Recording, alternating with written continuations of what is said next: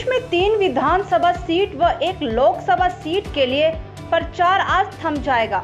ऐसे में प्रचार के अंतिम दिन आज दोनों दल ताबड़तोड़ प्रचार में जुटे हैं।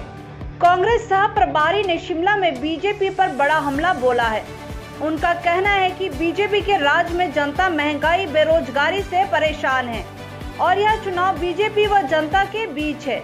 कांग्रेस 4 सीटों पर बड़े अंतर से जीत दर्ज करेगी। कांग्रेस हिमाचल सह प्रभारी संजय दत्त ने कहा कि चुनाव प्रचार आज थम जाएगा। उन्होंने कहा कि यह असाधारण चुनाव है जिसमें कांग्रेस को अभूतपूर्व समर्थन मिला है। यह चुनाव जनता और बीजेपी का है। चारों सीटों में कांग्रेस जीत हासिल करेगी। भाजपा की जमानत इसमें जब्त होने वाली है। मुख्यमंत्री ने भी अपनी हार स्वीकार की है। उन्होंने कहा कि भाजपा चुनावों में जनता का ध्यान असल मुद्दों से भटकाने का प्रयास किया गया है।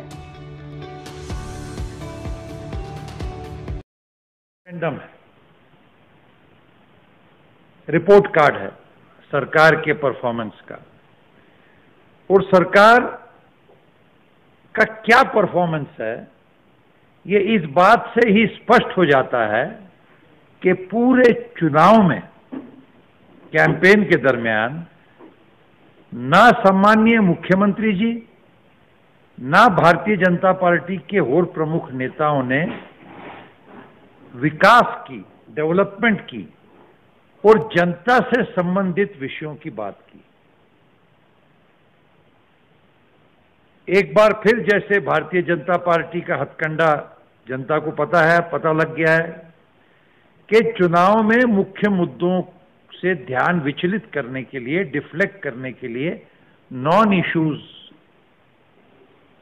को पेश करना जनता के सामने, क्योंकि जो मूलभूत प्रश्न हैं जनता के और जिससे जनता प्रताड़ित है, चाहे वो महंगाई का प्रश्न हो, चाहे वो बेरोजगारी का प्रश्न हो,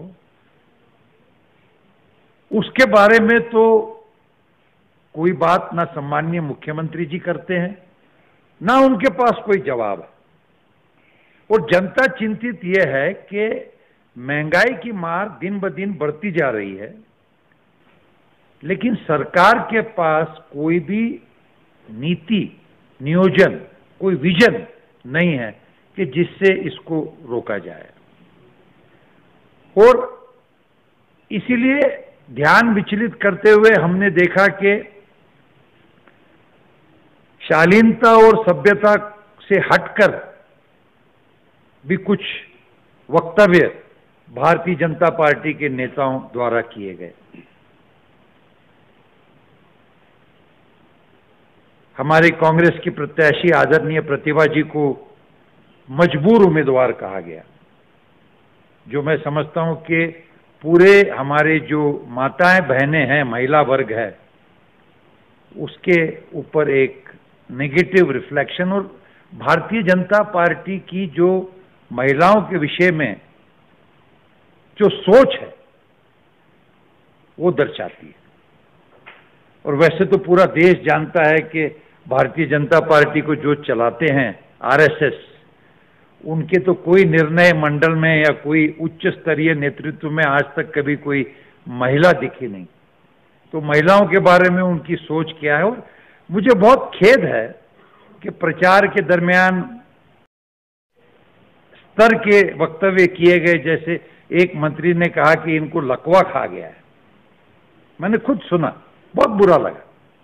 लोकतंत्र में जो है प्रचार करने का सभी को अधिकार है, लेकिन एक गरिमा बनाई रखनी चाहिए, जो कि नहीं है। और एक तो मुझे हंसी भी आई, मैंने पढ़ा कि भारतीय जनता पार्टी के शायद सह प्रभारी हैं, कोई हैं उनका, उन्होंने स्टेटमेंट दिया कि कांग्रेस लुप्त होने जा रही है, Congress is going to disappear. मुक्त भारत का तो क्या हाल हुआ है हम देख रहे हैं कि आज जनता के साथ देश में अगर कोई पार्टी खड़ी है तो कांग्रेस खड़ी है।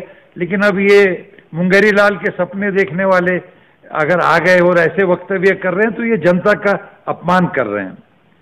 तो निश्चित रूप से, और पिछले कुछ दिनों में तो जब ये अब परिस्थिति स्पष्ट होती जा रही है कि भारतीय जनता पार्टी की हार निश्चित है, तो हम देख रहे हैं कि सत्ता का दुरुपयोग, धन बल, और 2 दिन पहले ही रामपुर में रात को शराब बांटते हुए भारतीय जनता पार्टी के पदाधिकारी पकड़े गए। यूं कहिए कि कांग्रेस के कार्यकर्ताओं ने पुलिस को सूचना दे के उनको पकड़ाया, और जगह जगह से हमें ये जानकारी मिल रही है कि अगले 2-3 दिन में इसी प्रकार से जो है भ्रष्ट गतिविधियां करने की भारतीय जनता पार्टी का षड्यंत्र है। इसीलिए कल ही हमारे लीगल सेल के प्रमुख लोगों ने इलेक्शन कमिश्नर से मुलाकात की। मैं भी आपके माध्यम से उनको निवेदन करना चाहता हूं कि ये ऐसी सब हरकतें नहीं होनी चाहिए। पुलिस ने, एडमिनिस्ट्रेशन ने इसके बारे में कड़क जो है भूमिका लेनी चाहिए, और फ्री और फेयर इलेक्शंस, जो कि सभी पार्टियों का और जनता का अधिकार है, वो इंश्योर करना चाहिए।